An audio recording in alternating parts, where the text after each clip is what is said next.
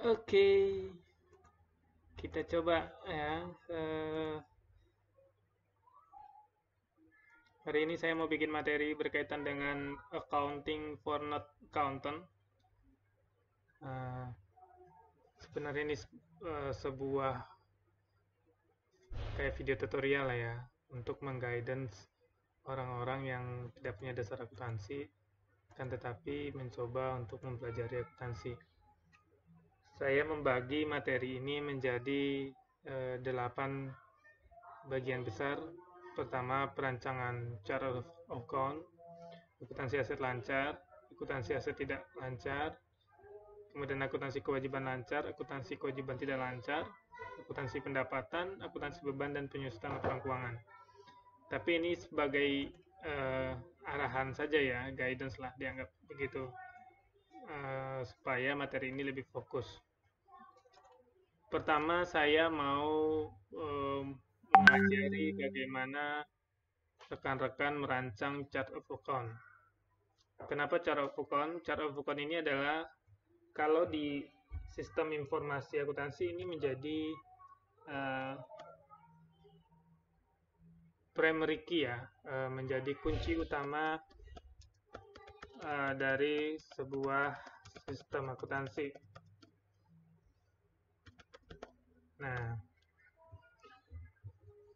Nah, biasanya chart of account ini dibagi, transaksi itu kan dikelompokkan menjadi 5 kelompok.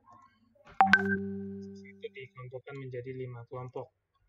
Pertama berkaitan dengan aset, kemudian liabilitas, kemudian ekuitas,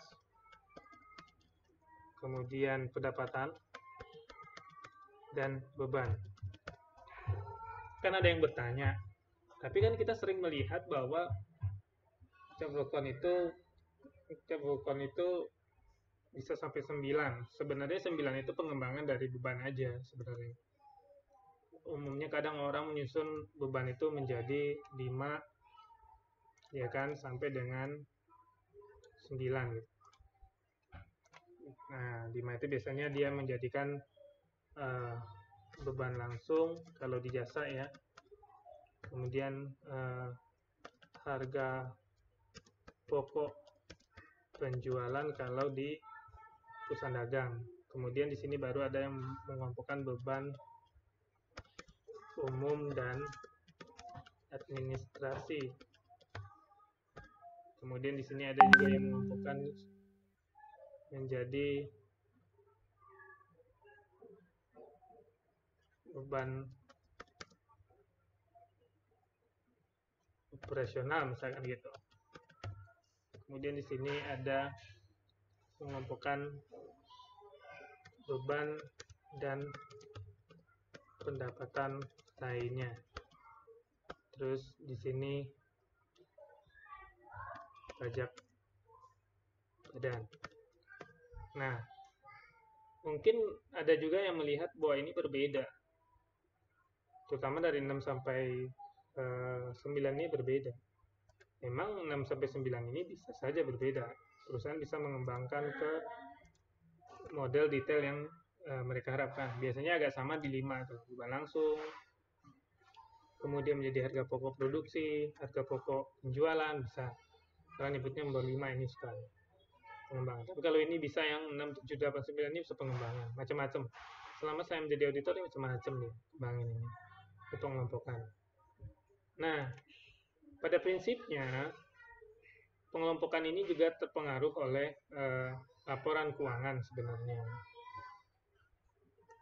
1 sampai 3 ini berkaitan dengan laporan keuangan neraca atau posisi laporan posisi keuangan.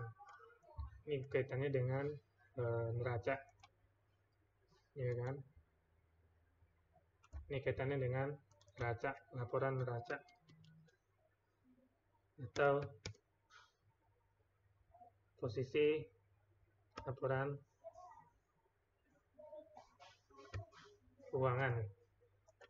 Nah, ini nih yang laporan ini. Kalau yang ini itu berkaitan dengan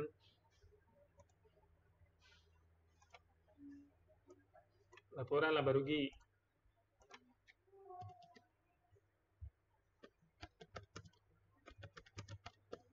Laporan laba rugi. Nah, kan menjadi pertanyaan mendasar kan kalau bagi yang akuntansi, laporan keuangan itu ada berapa sih? Laporan keuangan itu ada berapa sih? Saya bilang laporan keuangan itu ada 4, plus ditambah 1 catatan hasil laporan keuangan. Pertama, jenis laporan keuangan itu 1. Laporan laba rugi. Yang kedua, laporan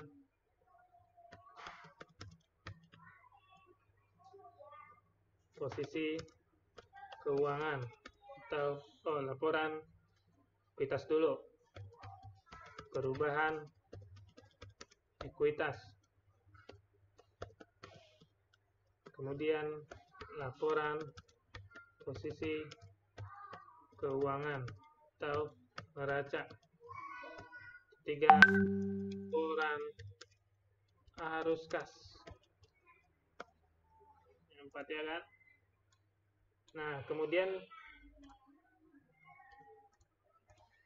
4 ini laporan keuangan ditambah 1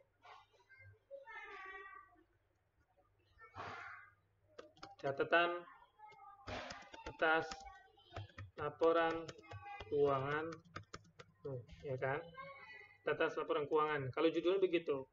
Kalau kepanjangannya adalah catatan atas laporan keuangan merupakan bagian yang tidak dapat dipisahkan dari laporan keuangan.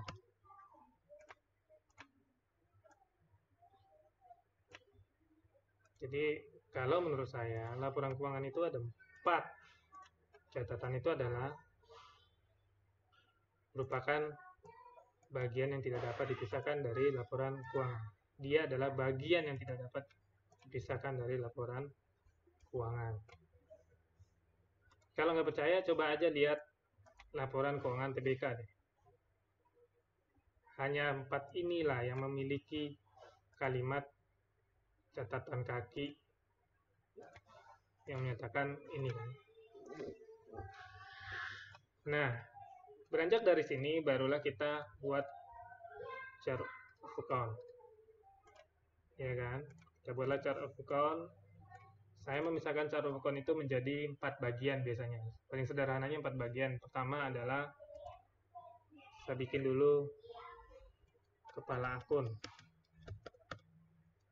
Kedua, sub kepala akun. 3, kelompok akun. Kemudian akun transaksi. Nah, biasanya di sini saya kode nih. Head account, sub head account, kemudian group account, transaction account. Nah, jadi ini biasanya saya pakai waktu merancang sistem akuntansi supaya tidak terjadi pengulangan atau double nomor akun tetapi nama akunnya berbeda. Nah, sehingga kita buatlah di sini kan head account, kemudian sub head account, kemudian di sini group account, kemudian di sini transaction account. Biasanya ini saya bikin 2 digit. Ini 1 digit biasanya. Karena ini mengikuti kelompok yang ini. Kelompok yang ini sampai 9. Ini 1 digit. Ini biasanya saya buat 2 digit. Ini saya buat 2 digit. Ini juga saya buat 2 digit. Jadi semuanya 1, 2, 6, 1, 4, 6, 7. Jadi saya ada 7 digit. Baru di sini menjadi coa namanya. Nah, biasanya saya rumusin nih sini nih. Ini biasanya saya kasih pembatas tanda pembatas di sini tanda titik biasanya. Titik ini tinggal saya copy. Saya copy ke sini. sini. Nah, di sini saya kecilin sini, ya kan? Begini, baru saya seperti ini, kemudian ini saya batasin dulu. Baru di sini saya rumusin biasanya sama dengan ini dan ini dan ini dan ini dan ini dan ini dan ini dan ini dengan, ya kan? Suara itu dari sini, ya kan?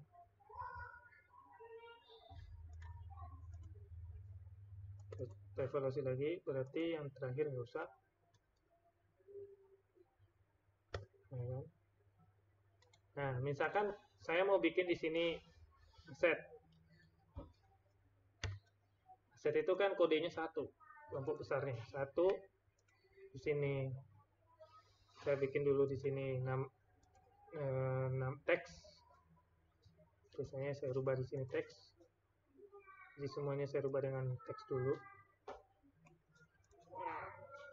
Atau number juga bisa. Nah, ini disubah dengan number supaya kita nanti gampang menariknya aja, ya kan? Nah, jadi kita bikin ini menjadi teks number, kemudian ini di tanda kutip 00, ini tanda kutip 00, ini tanda kutip 00, kan jadilah, ya kan, ini kan head account kan, bukan akun transaksi. Kemudian misalkan jadi aset lancar, berarti di sini kalau teman-teman rasanya nggak mau lebih, di sini jadi 1 aja, ya kan? Jadi kalau aset lancar di sini kan 1, di sini dia tinggal di copy yang ini, ya kan? Tinggal di copy, ya kan? Di copy, ini kan tinggal ditarik ke bawah.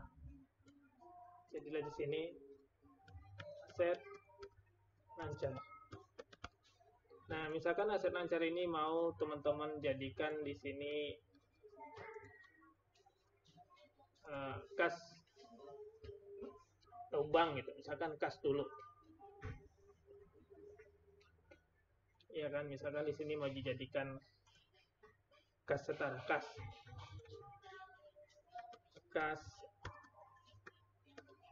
dan setara kas, misalnya kan ini masih juga belum transaksi kan, nanti di sini tinggal diubah.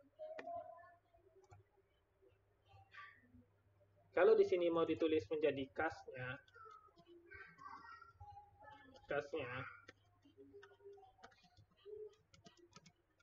maka di sini di copy, di sini ininya tinggal di ganti 1. Kalau misalkan ini kas besar, misalkan kas besar, kalau ini jadi kas kecil, maka tinggal ini di copy, pindah ke sini, ini tinggal ditarik aja, kan nggak sama. Kemudian kalau ini menjadi bank, misalkan bank A, contoh ya, bank B, bank C, bank D, misalkan perusahaannya banyak banknya. Ingat, ini kan kas setara kas, ini 1, 2. Kalau misalkan mau ini dilanjutkan ke sini, karena ini masuk kas setara kas, ini tinggal di copy aja. Copy ke sini, ini tinggal ditarik begini, urutkan dia. Tapi saya Pak mau membedakan bahwa ini dia menjadi apa, banknya sama kasnya nggak boleh begini, saya mungkin urus sendiri, gampang. Kalau begini kita tinggal merubah dari sisi sini, ya kan? Ini jadi menjadi 10. Berarti di sini menjadi 10 juga, menjadi 11. Ini 11, ini jadi 12, ini jadi 12, jadi 12, jadi 12. Berarti di sini tinggal kita jadikan 1, tinggal ditarik, berubah kan. Jadi kita tidak akan pernah memiliki nomor coak yang double, ya kan. Kenapa saya bedakan ini besar kecil dalam perancangan ini? Bahwa ini bukan akun transaksi ini. Nah, ini salah satu contohnya cara menyusun akun. Terus tinggal ke bawah gampang sampai kita ke 9 nanti. Ini model cara menyusun cara akun untuk menghindari salah dalam mengelompokkan akun sehingga ada nomor akun yang double tapi keterangannya berbeda. Nah, ini cara ini yang udah saya pakai bertahun-tahun dalam merancang sistem akuntansi atau bilang software akuntansi lah ya, baik untuk klien, baik untuk produk sendiri. Ini model yang saya pakai selama ini dalam merancang akun. Dan ini cukup efektif untuk menghindari akun-akun yang double. Nah, ini bisa diaplikasikan, ini bisa dirubah-rubah sesuai dengan urutan. Yang penting tidak ada yang dia harus berurutan, ini harus berurutan. Kalau dia masih dalam aset berarti masih 1 gitu. Terus kan kalau di sini misalkan nanti piutang, ya ini masih sama nih kan. Kalau ini piutang berarti kan ini menjadi ini di copy, ya kan. Misalkan kalau piutang usaha kayak gini, piutang usaha berarti ini tinggal diganti aja 20, ya kan. Piutang usaha. Kenapa diganti 20? Karena saya di sini udah pakai 10, di sini pakai 20. Nah, dia kelompok besar dari akun kan. Jadi begini. Artinya yang ini namanya bukan akun transaksi.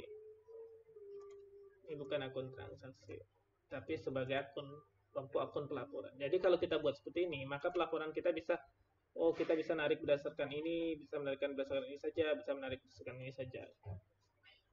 Nah, ini contoh pengaplikasian cara membuat cara Vocon lebih simple, metodenya bisa digunakan untuk dalam perancangan akuntansi. Sekian untuk perancangan cara Vocon ini, nanti saya lengkapin lagi sehingga kita bisa masuk ke pembelajaran berikutnya.